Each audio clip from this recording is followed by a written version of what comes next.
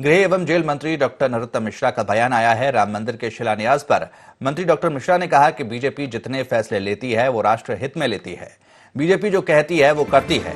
हमने कहा था एक देश में दो विधान दो प्रधान नहीं चलेंगे। आज भारत और कश्मीर का संविधान एक है। हमने कहा था सौगंध खाते हैं मंदिर वहीं बनाएंगे, बना दिया। हमने कहा था ट्रिपल तलाक हटाएंगे, हटा दिया। राम मंदिर में और लोगों को आमंत्रित किए जाने पर मंत्री डॉक्टर मिश्रा ने कहा कि कांग्रेस का काम सिर्फ कमियां निकालना है। कमलनाथ को मध्य प्रदेश के किसानों की चिंता करनी चाहिए। मध्य प्रदेश के किसानों पर पंजाब की सरकार कुठाराघात कर रही है।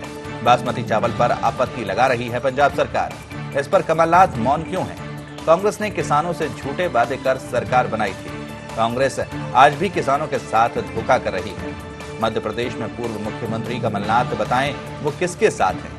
राम मंदिर को मुद्दा बनाने की कांग्रेस की तैयारी पर मंत्री डॉक्टर मिश्रा ने कहा कि कांग्रेस के सारे वकील राम मंदिर के खिलाफ कोर्ट में लड़ चुके हैं। राम मंदिर को लेकर कांग्रेस का विरोध रिकॉर्ड में है। तमिलनाडु सरकार ने हलफनामा देकर राम को काल्पनिक बताया। राम सेतु को हमेशा कांग्रेस में काल्पनिक बताया गया।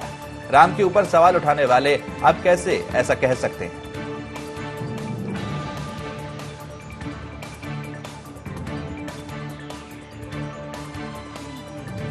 सवाल पार्टी की नीति का नहीं, सवाल राष्ट्र का है।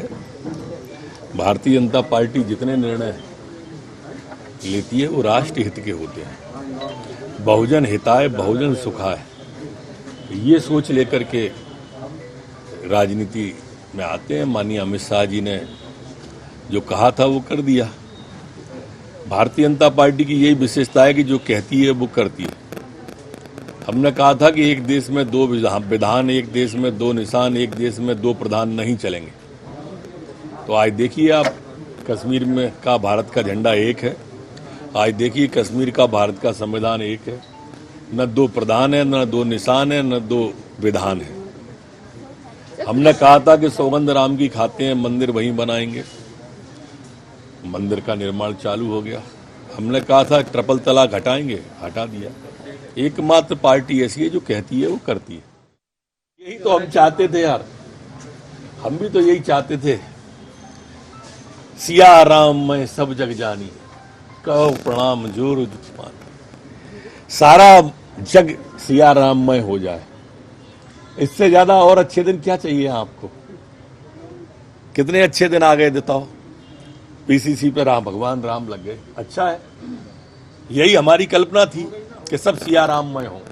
उनके सारे वकील कपिल सिब्बल से लेके विवेक तनखा जी तक सारे के सारे लोग राम मंदिर के खिलाफ कोर्ट में लड़े हैं। वो कैसे कह रहे हैं कि नहीं लड़े हैं? सारे रिकॉर्ड पे हैं। और वो उनकी सरकार केंद्र की,